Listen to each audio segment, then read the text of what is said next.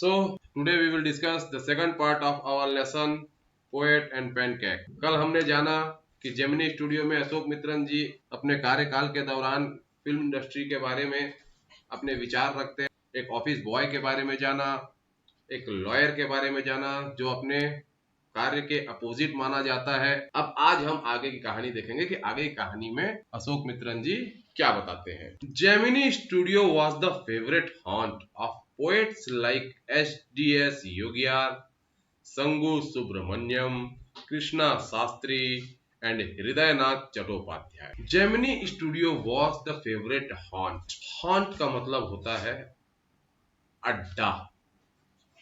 हम अड्डा किसे बोलते हैं? जहां पे हम अक्सर जाया करते हैं। तो द फेवरेट हॉन्ट, यहाँ पे फेवरेट हॉन्ट का मतलब है जहां पे आप अक्सर जाते हैं। तो Gemini studio was the favourite haunt का मतलब जहां पे आप अक्सर जाते हैं। Gemini studio was the favourite haunt of poets. यहाँ पे बहुत से कवियों को अक्सर आया करते थे। जेमिनी स्टूडियो में बहुत से कवि जो है वह आया करते थे, जिसमें से कौन थे? जैसे कि एस.डी.एस. योगियार, संगू सुब्रमण्यम, कृष्णा शास्त्री और Hridaynath Chattopadhyay. It had an excellent mess which supplied good coffees at all times of the day and for the most part of the night. It had an excellent mess, एक बड़ी रसोई। इसके बारे में आप जानेंगे ये मेस क्या होता है। अभी हो सकता है आप ना जानते हो, लेकिन जैसे ही आप कक्षा 12वीं पास करके बाहर हॉस्टल वगैरह में पढ़ने जाएंगे तो आपको हॉस्टलों में इस मेस के बारे में जानने को मिलेगा, जहां पे बहुत से लोगों का खाना एक साथ बनता है। तो वहां पे एक बहुत ही शानदार मेस था विथ सप्लाइड, जो कि क्या करता था? Good coffee at all time. Supplied good coffee, वह बहुत अच्छी कॉफी वहां पे बनती थी हर समय, ऑफ द डे, दिन में, and for most part of the night, और रात के भी बहुत कुछ खास समयों में वह वहां पे कॉफी आपको मिल जाती। Those were the days when Congress rule meant prohibition. Those were the days, वो दिन थे जब कांग्रेस के शासन का मतलब हुआ करता था प्रतिबंध। यहाँ पे उस समय के तात्कालिक राजनीतिक परिदृश्य को, राजनीतिक स्थिति को बताने का अशोक मित्रन जी ने प्रयास किया है कि उस समय कांग्रेस पार्टी जो उस समय सत्ता में थी वह तरह तरह के प्रतिबंध लगाया करती थी। तो उनका नाम ही प्रतिबंध आम बोलचाल की भाषा में रख दिया गया था कि कांग्रेस सरकार मतलब प्रतिबंध। And meeting over a cup of coffee was rather satisfying entertainment.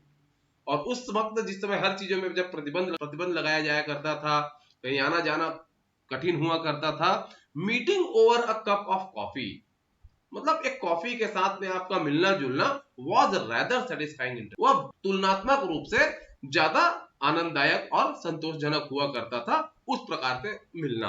Barring the office boys and couple of clerks, everybody else at the studios radiated leisure, a prerequisite for the poetry. Barring the office boys, barring मतलब छोड़कर, barring मतलब, barring का अर्थ है छोड़कर, the office boys को छोड़कर, और and couple of clerk, और एक दो बाबुओं को छोड़कर, एवरीबॉडी एल्स बाकी सभी, एट द स्टूडियो में, रेडिएटेड लीजर खाली समय, आराम का समय बिताया करते थे।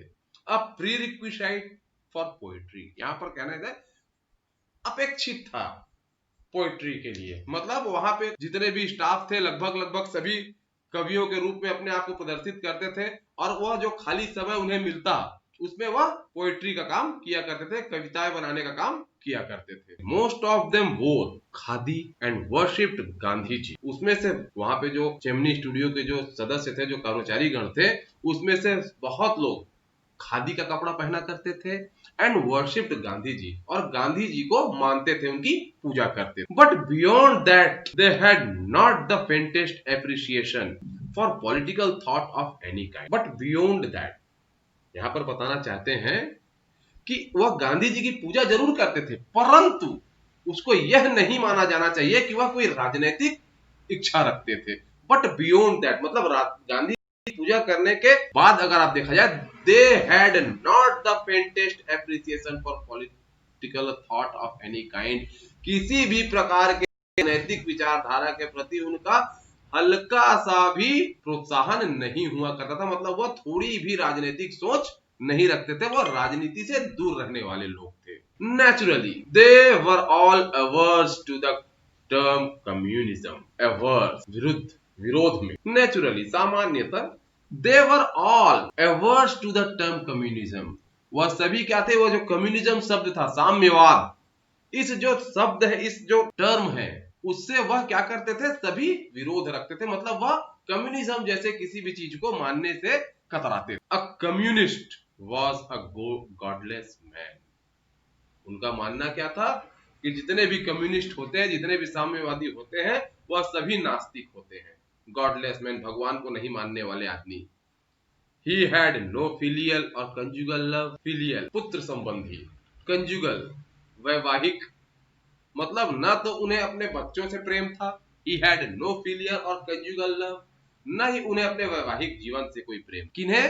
कम्युनिस्ट लोगों। He had no compunction about killing his own parents or his children। compunction पछतावा, उन्हें किसी भी प्रकार का कोई पछतावा नहीं होता, अपने माँ बाप को मार देते कि अपने बच्चों को मार देते, उनकी जान ले लेते, उन्हें कोई पछतावा नहीं होता। He was always out to cause and spread unrest and violence among innocent and ignorant। He was always out to cause। वह हमेशा किसी न किसी चीज के कारण बनने के लिए आतुर होते। and spread unrest and violence among innocent and ignorant people। अनजान और मासूम लोगों के बीच हिंसा और अव्यवस्था फैलाने के लिए वह हमेशा से आतुर रहा करते थे। यहाँ पर बताया गया है कि जेमिनी स्टूडियो के लोग गांधी जी को मानते जरूर थे, पर उनका राजनीतिक विचारधारा से कोई लेना देना नहीं था, और वह कम्युनिज्म शब्द से तो बिल्कुल खिलाफ थे, उसके बिल्कुल विरोध में थे।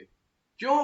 क्योंकि एक कम्युनिस्ट उनके हिसाब से नास्तिक व्यक्ति होता है, उसको भगवान से कोई लेना देना नहीं होता, वह ना तो अपने बच्चों से प्यार करता, ना अपने वैवाहिक जीवन से सरोकार रखता, वह अपने माँ बाप या बच्चों को मार के भी पछतावा नहीं करता, और हमेशा वह किसी न किसी प्रकार के हिंसात्मक कार्यों में लिप्त रहता। इसीलिए वह कम्युनिज्म शब्द से नफरत करते। Such notions which prevailed everywhere else in South India at the time also naturally floated about vaguely among the khadi-clad poets of Gemini Studio। Evidence of it was soon forthcoming। Such notion और ऐसे ही विचार, which prevailed, notions विचार, prevailed प्रचलित होना, और ऐसे ही विचार उस समय दक्षिण भारत के लगभग सभी ही स्थानों पर क्या था, प्रचारित हो चुका था। क्या कौन सा विचार? यही विचार की कम्युनिस्ट लोग इस प्रकार की विचारधारा रखते हैं। नेचुरली, और जबकि वह पूरे साउथ इंडिया में वह फैला हुआ था, तो यह आम बात थी कि वह धीरे से वैग्युली, अनिश्चित रूप से कहां पहुंच गया, जेमिनी स्टूडियो के उन खादी पहनने वाले लोगों के बीच में भी यह बात पहुंच गई कि भाई कम्युनिस्ट लोगों से दूर रहना है। Evidence of it was soon forthcoming, और इसका जो प्रमाण है वो अब बस आगे आपको मिलने वाला। क्या होता है आगे? When Frank Buckman's moral rearmament army, some 200 strong, visited Madras sometime in 1952। क्या होता है जब फ्रैंक बकमैन की मोरल रीआर्मामेंट आर्मी, या एक प्रोग्राम करने वाला एक समूह था, some 200 strong, मतलब जिसमें 200 से ज्यादा अच्छे खासे मजबूत डिल डॉल वाले सदस्य मौजूद थे। विजिटेड मद्रास, वो कहाँ है? वह मद्रास में आए। Sometime in 1952, 1952 के आसपास की यह बात है। They could not have found a warmer host in India than the Gemini Studios। और उनको जेमिनी स्टूडियो के अलावा और किसी ने भी स्वागत उनका नहीं किया, सिर्फ जेमिनी स्टूडियो थे जिन्होंने उनका वार्मली, मतलब गर्मजोशी के साथ होस्टिंग करना, मतलब आवभगत करना, मतलब आवभगत किया, उनकी मेहमान नवाजी की। Some called the group an international circus, और कोई तो उस ग्रुप को क्या कहता था, यह एक अंतरराष्ट्रीय सर्कस है। They weren't very good on the trapeze and their acquaintance with animal was only at the dinner table। अब सर्कस की बात की गई तो यहाँ पे बताया गया है कि दे weren't वेरी गुड ऑन ट्रेपेज। ट्रेपेज, आपको ट्रेपेज बता दूं क्या होता है, नया शब्द आया है, ये आपको दिख रहा है। आप सर्कस वगैरह अगर देखे होंगे तो आप देखे होंगे इधर से उधर जो छलांग लगाते हैं रस्सियों में, इसमें से झूल के जाते हैं और दूसरे आदमी को पकड़ के फिर दूसरी तरफ चले जाते हैं, ऐसा कुछ आपको दिख रहा है, दैट इज सॉरी, ये है ट्रेपेज। ट्रेपेज में होता यह है कि वो एक ट्रेपिज्म टाइप का चौकोना एंगल बनाते हैं आदमी, तो दे वरंट गुड एट ट्रेपेज, मतलब इस प्रकार का कोई काम वो नहीं कर रहे थे। एंड देयर एक्वेंटेंस, क्योंकि सर्कस मतलब हमारे नजर में सबसे पहला क्या आता है, इसी प्रकार के झूले में उछल कूद करने वाले कलाबाजी दिखाने वाले लोग, कुछ जानवर उसमें देखने को हमको मिलते हैं। लेकिन यहाँ पे क्या बोल रहे हैं, their acquaintance with animals, acquaintance उनकी पहचान जानवरों से कब होती थी, was only at dinner table, मतलब क्या वो जानवरों के साथ बैठे खाते थे, नहीं। यहाँ पर अशोक मित्रन कहना चाहते हैं कि वह सभी क्या थे, नॉन वेजिटेरियन थे, मांसाहारी थे, और उनका जानवरों से कोई लेना देना नहीं था। वह तो जानवरों से केवल डिनर टेबल में मिलते थे, मतलब उनको खाते वक्त, मतलब वो कोई सर्कस नहीं था। लोग उसको सर्कस मान जरूर रहे थे, पर वह कोई सर्कस नहीं था, ना तो उसमें ट्रेपिस था, ना तो उसमें कोई जानवर थे। But they presented two plays in a most professional manner, पर उन्होंने वहां पे दो प्लेस किए, मतलब अपने दो कार्यक्रम दिखाए बड़े ही प्रोफेशनल मैनर में, व्यावसायिक तरीके से। Their Jotham Valley and forgotten factor ran several shows in Madras, और उनका जो जोनाथन वैली और फॉरगॉटन फैक्टर नाम का जो प्ले था, वह कुछ मद्रास के अलग अलग इलाकों में कुछ अपने कार्यक्रम दिखाया। And along with the other citizens of the city, the Gemini family of 600 saw the plays over and over again। यहाँ पर ये बताना चाहते हैं अशोक मित्रन जी कि उनका जो कार्यक्रम वहां पे हो रहा था, यहाँ पे पहले आपको मैं शब्दार्थ बता दूं, and along with the other citizens, और कुछ नागरिकों के, शहर के कुछ नागरिकों के अलावा जेमिनी स्टूडियो के, जेमिनी फैमिली के जितने भी कर्मचारी गण थे, जो लगभग 600 थे, सभी ने उस कार्यक्रम को बार बार देखा। कहने का मतलब था कि वो जहां पे भी कार्यक्रम दिखाते थे वहां पे बहुत ज्यादा दर्शक नहीं जुड़ते थे, और हर कार्यक्रम में यह कंपलसरी कर दिया गया था जेमिनी स्टूडियो के कर्मचारियों को कि आपको वहां रहना ही है, ताकि दर्शक दीर्घा का, ऑडियंस का संख्या बढ़ता रहे। तो वहां पे आपको जेमिनी स्टूडियो के जितने भी कर्मचारी है वो देखने को मिल जाते, और उनके साथ में कुछ और दो चार शहरवासी देखने आ जाते। मतलब वो इतना ज्यादा प्रसारित नहीं था जितना बताया जा रहा है, लेकिन एक अच्छी छाप वो छोड़ रहा था। The message of the plays were usually plain and simple, but the sets and costumes were, अब यहां पर बताना चाहते हैं the message of the plays, मतलब हम जब भी कोई नाटक देखने जाते हैं, कोई भी थिएटर शो देखने जाते हैं, तो हम उसमें से कुछ मोरल निकालना चाहते हैं, वहां से हम कुछ सीख के आना चाहते हैं, उससे कुछ संदेश प्राप्त करना चाहते हैं, और इसीलिए ऐसे कार्यक्रम बना करते हैं। लेकिन यहाँ पे अशोक मित्रन जी बोल रहे हैं the message of the place पर यूजुअली प्लेन, बड़ा ही साधारण सा संदेश हुआ करता था उनके खेलों में, एंड सिंपल होमिलीज, उपदेश, धर्मोपदेश, बहुत ही साधारण से धर्मोपदेश हुआ करते थे। मतलब वो उनका जो नाटक हुआ करता था वो बहुत ज्यादा खास कहानियों पर आधारित नहीं होता था। But the sets and costumes, पर उनका जो सेट होता था, जिस मंच पे वो अपना नाटक दिखाया करते थे, वो बड़ा सुंदर होता था। एंड कॉस्ट्यूम्स, और उनके जो कपड़े हुआ करते थे, जो वो पहनते थे उन नाटकों के समय, वर फर्स्ट रेट, वो एक नंबर हुआ करते थे, फर्स्ट रेट। यहाँ पे एक नंबर वाली बात की गई, मतलब बहुत अच्छे हुए। Madras and Tamil drama community were terribly impressed. For some years, almost all Tamil plays had a scene of sunrise and sunset in manner of Jotham Valley, with a bare stage, a white background curtain, and a tune played on the Madras and Tamil drama community। और मद्रास और जो तमिलों की जो drama community होती थी, drama जो संस्थाएं होती थी, वो टेरिबली इम्प्रेस्ड, वो बहुत ही भयानक प्रकार से उनसे प्रभावित हो गए, मतलब बहुत ज्यादा प्रभावित हुए।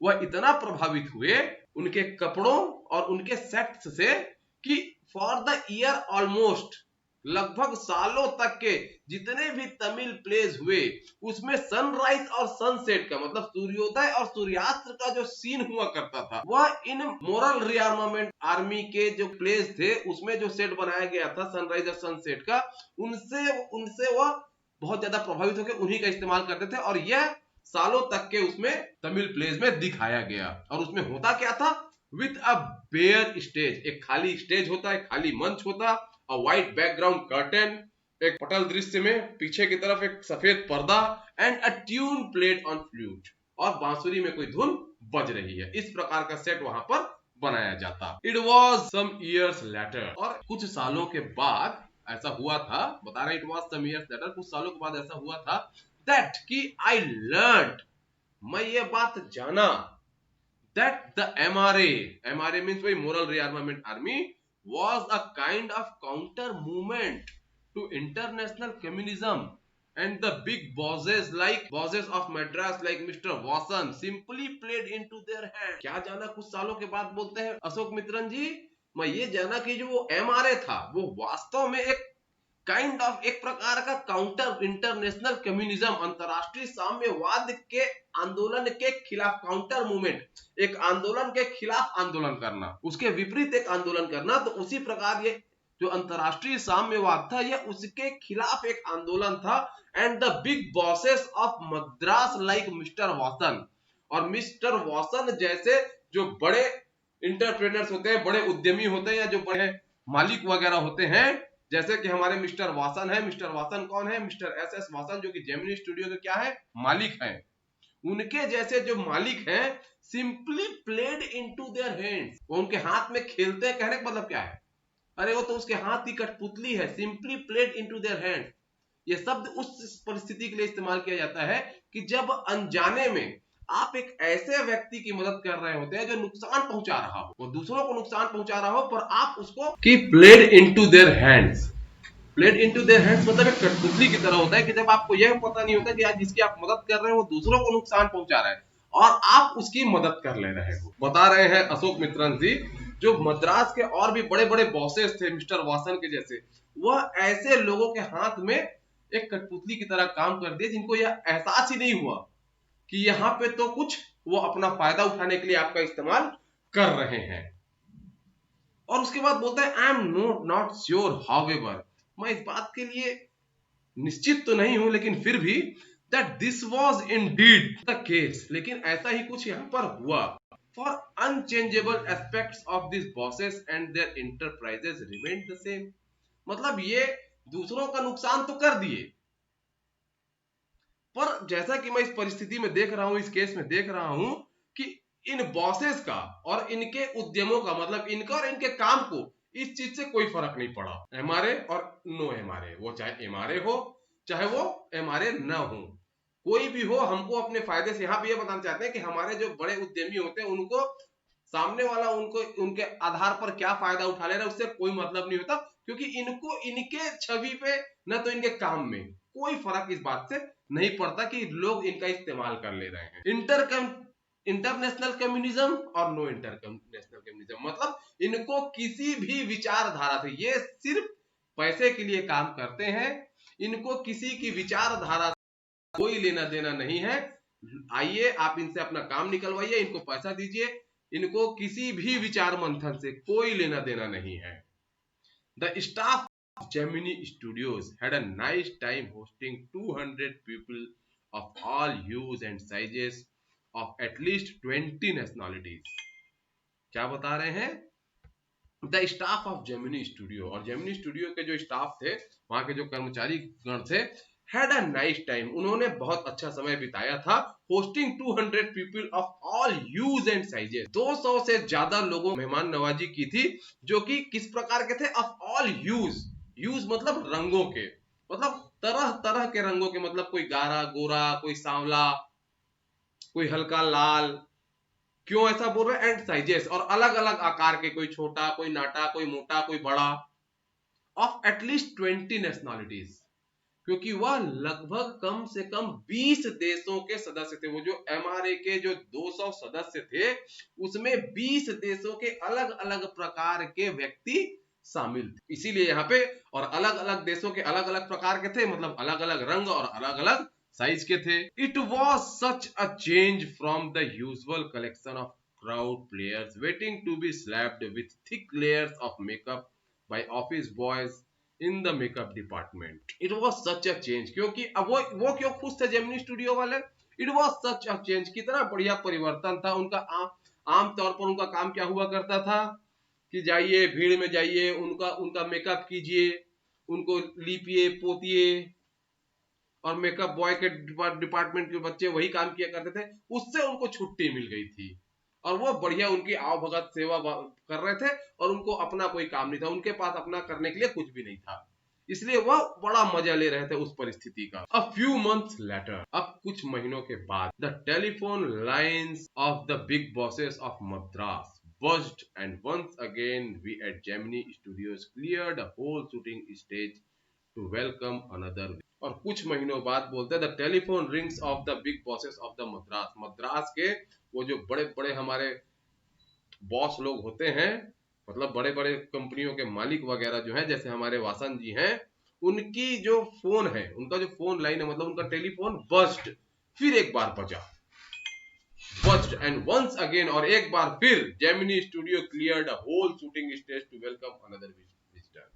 और जेमिनी स्टूडियो के सदस्यों ने क्या किया, पूरे शूटिंग स्टेज को फिर से साफ किया, अब एक नया विजिटर, एक नया आगंतुक का स्वागत करने के लिए।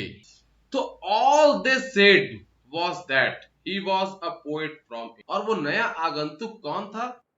दे सेड, दे मतलब हु सेड, यहाँ पे दे कौन है? दे है वो बिग बॉसेस ऑफ मद्रास। वो बिग बॉसेस ऑफ मद्रास ने क्या बताया? ऑल दे सेड, उन्होंने यही बताया कि जो आ रहा है that he was a poet from England, जो आ रहा है वो कौन है? वह एक इंग्लैंड का कवि था। The only poets from England the simple Gemini staff knew or heard of Wordsworth and ten. यहाँ पे बता रहे हैं कि जो कवियों के बारे में जेमिनी स्टाफ जानते थे आमतौर पर, साधारण तौर पर, वो दो ही थे। कौन थे? एक वर्ड्सवर्थ वो जानते थे कवि के रूप में, इंग्लैंड के कवि के रूप में, और एक टेनिसन को जानते थे। The more literate ones knew its Shelley and Byron, और जो थोड़ा ज्यादा पढ़े लिखे थे, थोड़ा ज्यादा जानकार थे, वो किन्हें जानते थे? वो इट्स शैली और बैरन को जानते थे। And one or two might have faintly come to know of someone by the name of Eliot, और एक दो जो थे वो हल्का फुल्का एक व्यक्ति था जिसका नाम इलियट था, वह उसको जानते थे। ओवरऑल बात यह है कि जेमिनी स्टूडियो के लोग जो पोएट आ रहा है उसके बारे में अंदाजा लगाने का प्रयास कर रहे हैं कौन कौन होगा, तो उसमें सब उनकी चर्चा हो रही है, तो बोल रहे यार हम तो वर्ड्सवर्थ और टेनिसन के बारे में सुने हैं, और जो थोड़ा ज्यादा पढ़े लिखे हैं वो और बता रहे नहीं, बोले हम इट्स शैली और बायरन के बारे में भी सुने हैं, और एक दो थोड़ा बहुत किसी इलियट के बारे में बता रहे हैं, मतलब इतने पोएट्स के बारे में वो इंग्लैंड के जानते थे।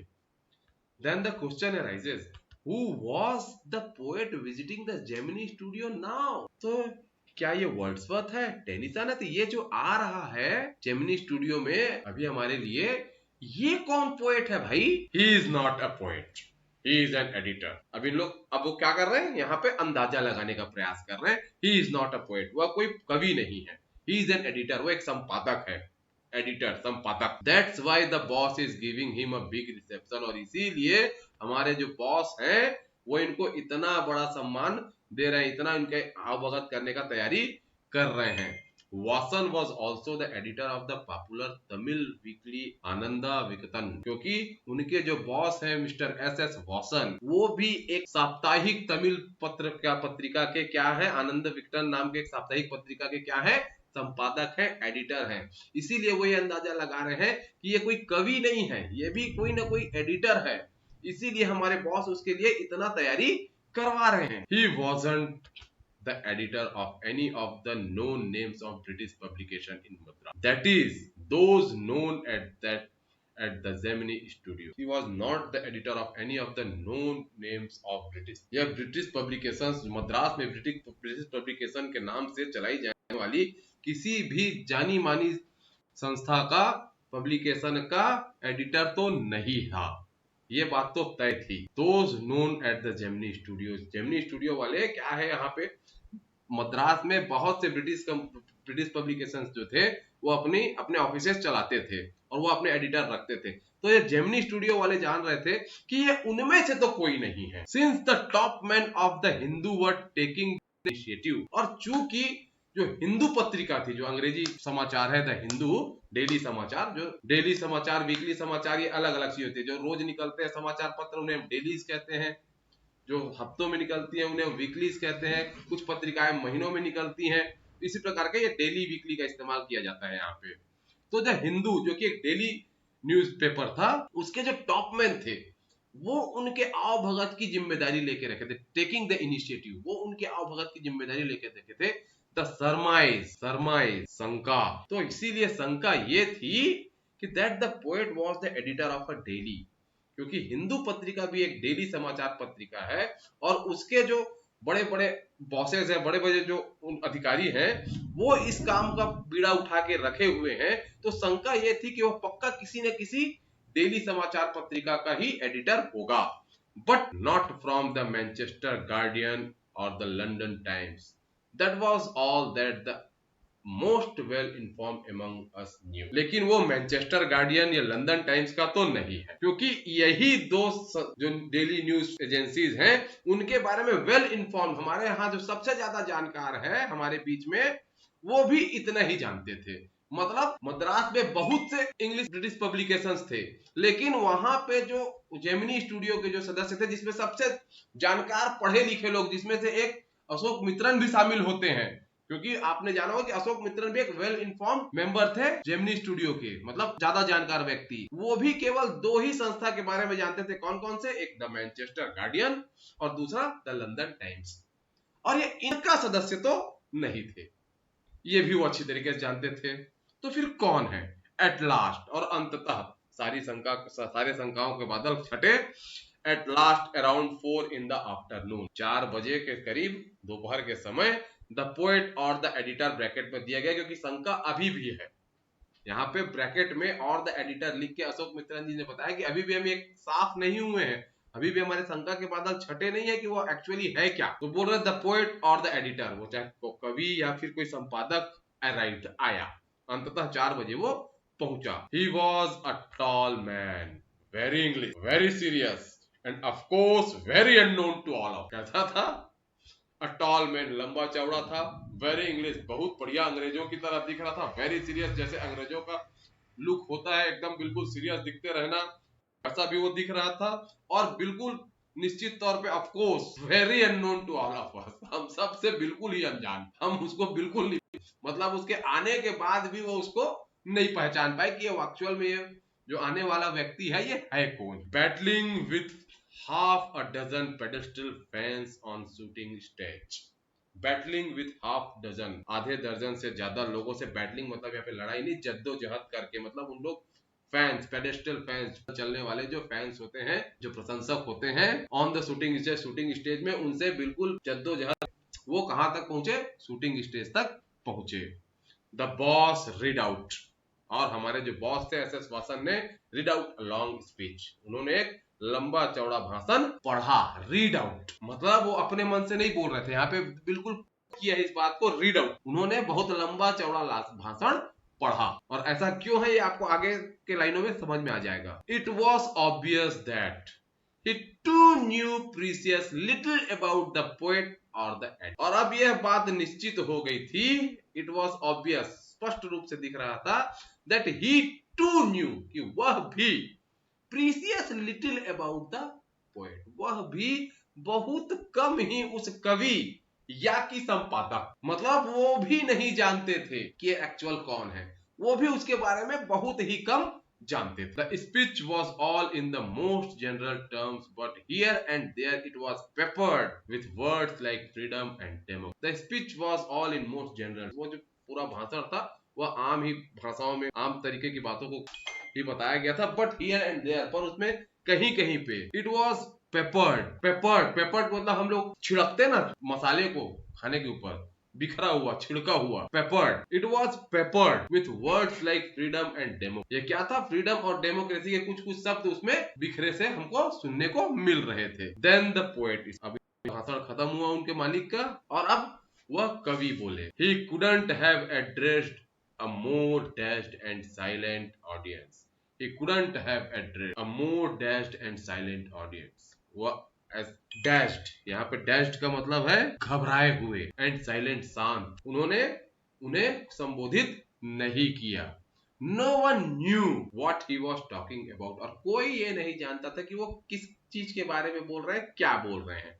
and his accent defeated any attempt to understand what he was saying। और उनका जो एसेंट था, उनका जो लहजा था, वह उन संभावनाओं को भी खत्म कर दिया जो यह समझ सके कि वो वास्तव में बोल क्या रहे हैं।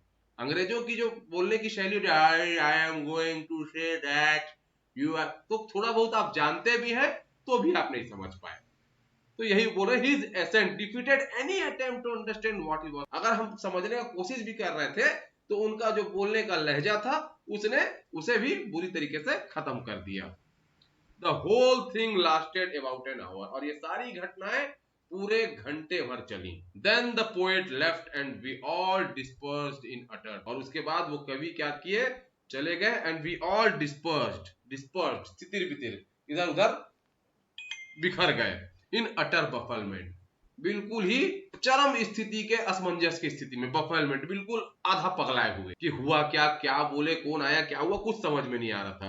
What we were doing, what are we doing, हम कर क्या रहे हैं, इस प्रकार से हम बिल्कुल ही हक्का बक्का से वहां से बिखर गए। What is an English poet doing in a film studio, एक अंग्रेज कवि एक फिल्म स्टूडियो में क्या कर रहा है, which makes Tamil films for the simplest sort of people. उस स्टूडियो में, जो स्टूडियो क्या बनाती है, तमिल पिक्चरें बनाती है जो कि साधारण प्रकार के व्यक्तियों की होती हैं। People whose lives least afforded them the possibility of cultivating a taste of English poetry, और ऐसे लोग जो बहुत ही मुश्किल से अंग्रेजी कविताओं को वहन कर सके, क्योंकि अंग्रेजी कविताओं को वहन कर पाना मतलब थोड़ा महंगा साबित हो सकता था। फिर आप पहले उसके लिए इंग्लिश पढ़िए, अच्छे स्कूल में जाइए। तो हम ऐसे लोगों के लिए मूवीज नहीं बनाते, हम तो सीधे साधारण लोगों के लिए मूवीज बनाते हैं। तो ऐसी जगह पर एक अंग्रेज कवि कर क्या रहा है। The poet looked pretty baffled too, और वो जो कवि था वो भी थोड़ा सा असमंजस में नजर आ रहा था। For he too must have felt the sheer incongruity of his talk about the thrills and travails of an English, और वो भी थोड़ा सा इस बात की बेतुकेपन को महसूस कर रहा था, ऐसा उनको देखकर लग रहा था।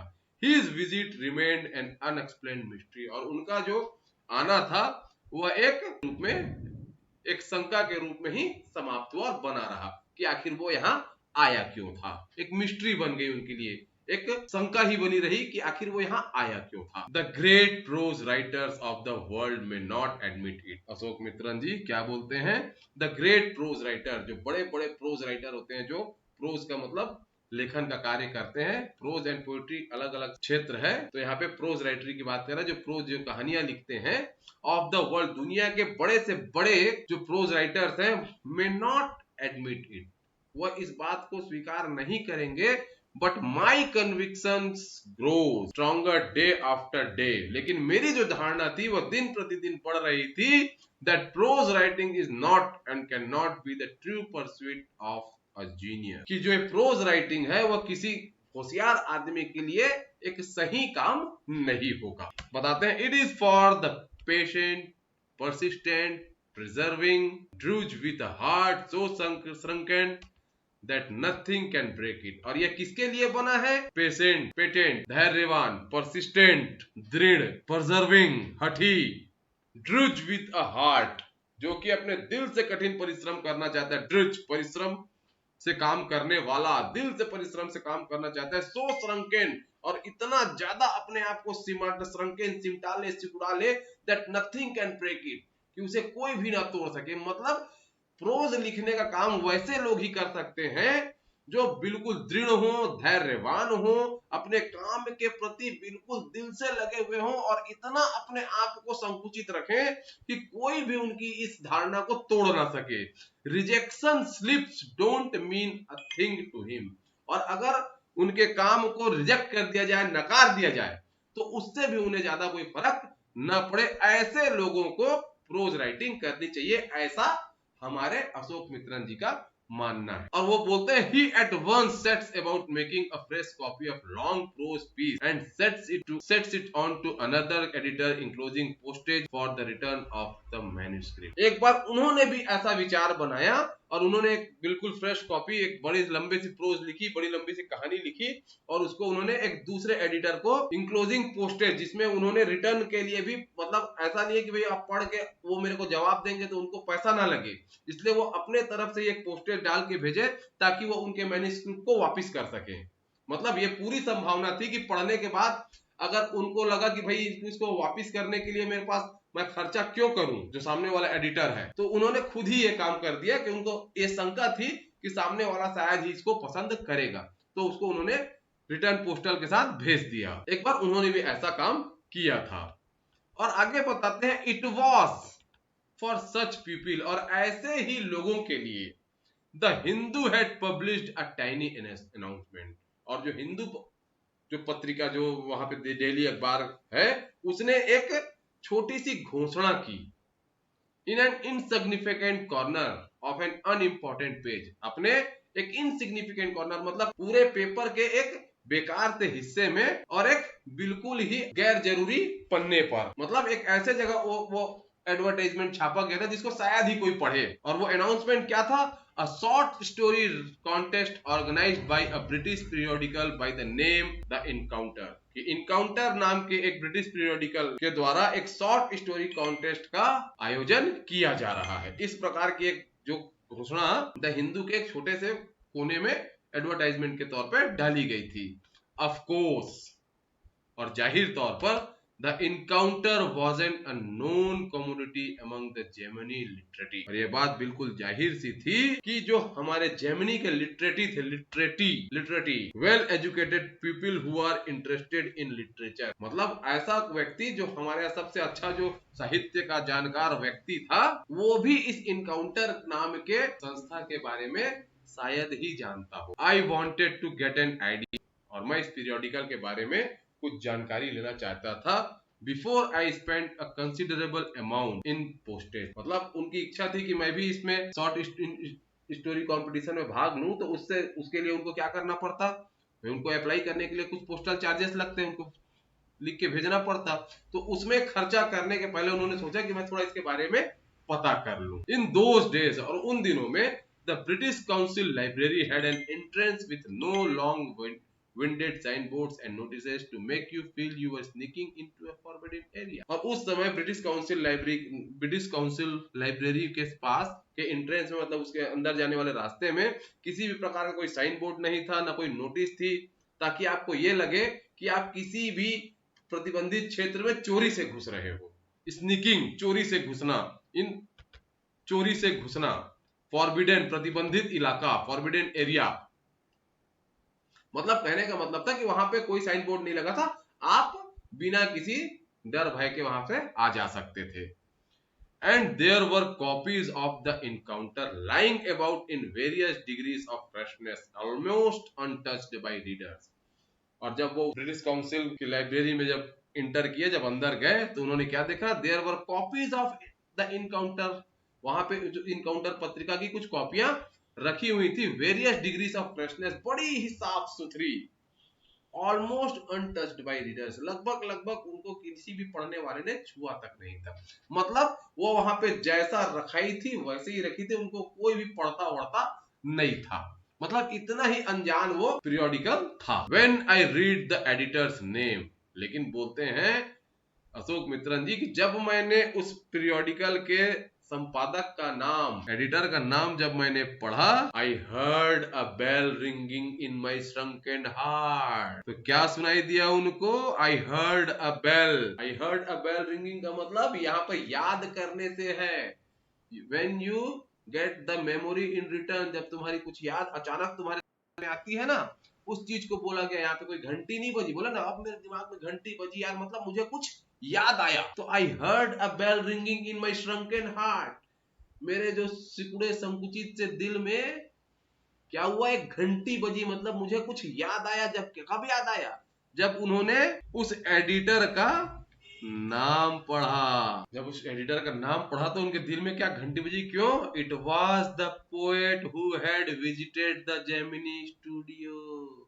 उसका एडिटर, उस पीरियोडिकल का, उस पत्रिका का एडिटर कौन था? इनकाउंटर नाम की वही कवि जो जेमिनी स्टूडियो में आया था।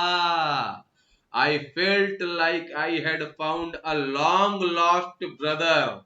और मुझे ऐसा लगा जैसे मुझे अपना कोई बिछड़ा हुआ भाई मिल गया था।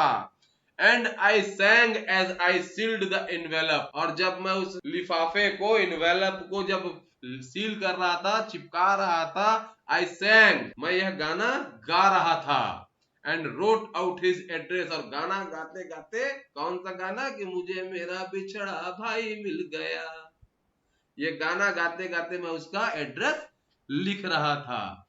I felt that he too would be singing the same song at the same time. और मुझे यह महसूस हुआ कि वह व्यक्ति भी इस वक्त वही गाना गा रहा होगा। Long lost brothers of Indian films discover each other by singing the same song in the first reel and the final reel of the film। क्या बोलते हैं? The long lost brother of Indian films. जैसे भारतीय cinema में बहुत दिनों पहले बिछड़े हुए भाई जब मिलते हैं और अचानक by singing the same song, वही गाना गाते हुए मिलते हैं। जैसे कैसे मिलते हैं? अच्छा, जो बचपन में, फर्स्ट रील का मतलब है बचपन की कहानी। पिक्चर शुरू होती तो पहले रील में कौन सी कहानी होगी? उनके बचपन की। एंड जब वो मिलेंगे तो फाइनल रील होगी, मतलब कहानी का आखिरी भाग, final reel of the film. तो वो कब, कैसे मिलते हैं? जो पहले रील में उन्होंने गाना गाया हुआ होता है अपने पिक्चर फिल्म में, वैसा ही गाना जब वो आखिरी में गाते हैं, अरे ये गाना तुम गा रहे हो, तुम गा रहे हो, अरे तुम तो मेरे भाई हो। इस प्रकार से भाव उनके मन में आने लगा। Stephen that was his name. उनका नाम क्या था?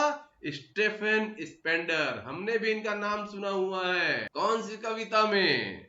The elementary school in a slum. That was his name. अच्छा, उस कवि का ये नाम था। एंड ईयर्स लेटर, और सालों बाद, When I was out of Gemini Studio, मतलब सालों बाद जब मैं जेमिनी स्टूडियो से बाहर, मतलब जेमिनी स्टूडियो का काम छोड़ चुका था। And I had much time but not much money. मेरे पास क्या था? समय तो बहुत था पर पैसे नहीं थे। मतलब उनकी आर्थिक स्थिति उतनी ज्यादा अच्छी नहीं थी। Anything at a reduced price attracted my attention. कोई भी सस्ती चीज मेरे ध्यान को आकर्षित किया करती थी। मतलब कोई भी सस्ता चीज देख के वो उसे लेने के लिए पहुंच जाया करते थे। मतलब पैसे कम थे तो छोटी मोटी चीजों में ही ध्यान जाता था। ऑन द फुटपाथ, और footpath in front of the Madras Mount Road post office. Madras Mount Road post office के सामने फुटपाथ में there was a pile of brand. वहां पे क्या था? ढेर लगा हुआ था। किस चीज का? Of brand new books of 50 पैसे ईच। नई नई पुस्तकों का जिनकी कीमत क्या थी? 50 पैसे थी। उनका ढेर वहां पे लगा हुआ था तो वह उसकी तरफ आकर्षित हुए। Actually they were copies of the same book. वास्तव में वह एक ही बुक की अलग, मतलब कॉपियां थी।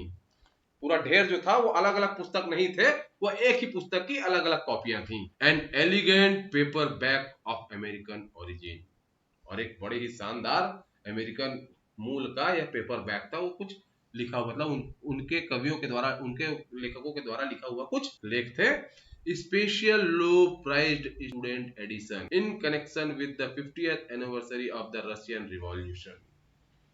रशियन रिवॉल्यूशन के 50वीं सालगिरह के उपलक्ष्य में खास कर विद्यार्थियों के लिए यह कम कीमत में यह एडिशन प्रदान किया जा रहा है, ऐसा उस वहां पर स्लोगन लिखा हुआ था। आई पेड 50 पैसे। मैंने 50 पैसे दिए। And picked up a copy of the book. और एक कॉपी, उस पुस्तक की एक कॉपी उठा ली।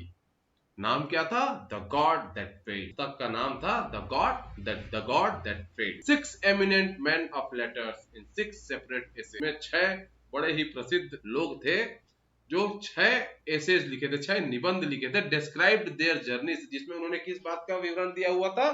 their journeys into communism and their disillusion return। Communism की तरफ अपनी यात्रा और उसके डिसइल्यूजन रिटर्न, उससे जो उन्होंने अव्यर्थता प्राप्त की थी। और वह लिखने वाले 6 लोग कौन थे? Andre Gide, Richard Wright, Ignazio Silone, Arthur Koestler, Louis Fischer and Stephen Spender. Stephen Spender! Suddenly the book assumed tremendous significance। जैसे ही उन्होंने स्टेफन स्पेंडर का नाम सुना, वह पुस्तक उनके लिए बड़ी भयानक महत्व की लगने लगी। Stephen Spender, Stephen Spender, the poet who had visited Gemini Studios. अच्छा, ये वही कवि है जो जेमिनी स्टूडियो में आया था। इन अ मोमेंट, और उसी पल, I felt a dark chamber of my mind lit up by a hazy illumination. और उसी वक्त मेरे अंधेरे दिल के अंधेरे कोने में क्या हुआ? एक धुंधला सा प्रकाश छा गया। The reaction to Stephen Spender at Gemini studio was no longer a mystery. अब मुझे समझ में आया, जो प्रतिक्रिया स्टीफन स्पेंडर जेमिनी स्टूडियो में दिखा रहे थे, अब मेरे लिए वह कोई मिस्ट्री नहीं रह गई थी, वह मेरे लिए कोई राज अब नहीं रहा था। The boss of Gemini studio may not have much to do with the Spender's poetry. हमारे बॉस को उनकी कविताओं से भले ही कुछ नहीं लेना होगा, but not with his God that failed. और उनके इस कहानी से भी उनको कोई खास मतलब नहीं होगा। लेकिन यहाँ पे अशोक मित्रन कहना चाहते हैं कि ये जानकर मुझे बड़ी संतुष्टि प्राप्त हुई कि मैं इनको जानता हूँ। और इस प्रकार से उन्होंने अपने यहाँ पर, क्योंकि यह केवल उनकी जो किताब है my years with bosses, my boss, उसका यह टुकड़ा है, इसलिए उन्होंने यहाँ पर उसे रोक दिया। हमारे पब्लिकेशन वाले ने, उनकी तो कहानी आगे रही होगी। So that is all with our lesson poet and pen cake.